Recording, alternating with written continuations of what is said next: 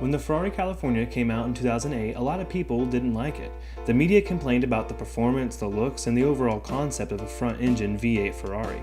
Many enthusiasts in the Ferrari community echoed this non-Ferrari sentiment, but the negative press did not hurt sales. The California quickly became the most sold Ferrari ever, with around 2/3 of buyers being new to the brand. As the Ferrari community grew, many longtime enthusiasts began to warm up to the California.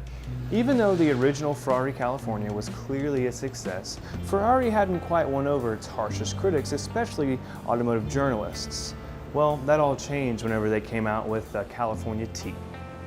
The California T was a huge hit with automotive journalists, and it's very easy to see why. First of all, it performed better. It has more horsepower and more torque than the original California, and that's because, as the name implies, it is turbocharged, and it's the first turbocharged Ferrari since the F40. In addition to that, it has a revised chassis, making the handling much improved.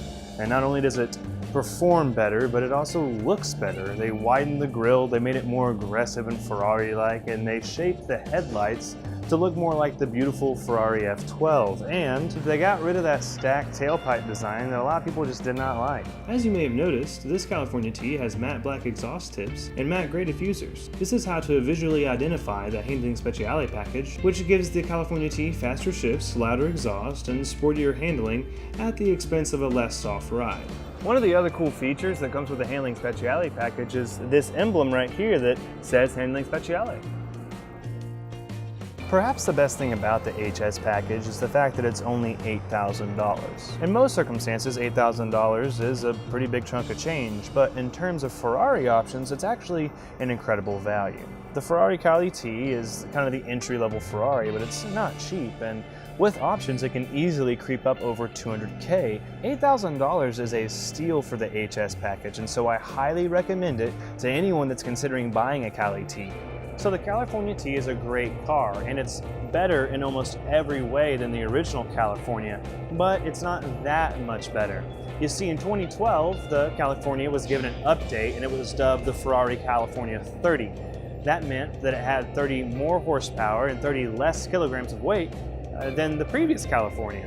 But the 0 to 60 time of the California T is 3.6 seconds, and the 0 to 60 time of the California 30 is 3.8 seconds. It's not that big of a difference. And the top speed of the Ferrari California T is 196 miles per hour, the Ferrari California 30, 193. Yes, the California T still has more horsepower than the Ferrari California 30, 69 more horsepower. And yes, the California T still has a lot more torque, almost 200 pound-feet more torque.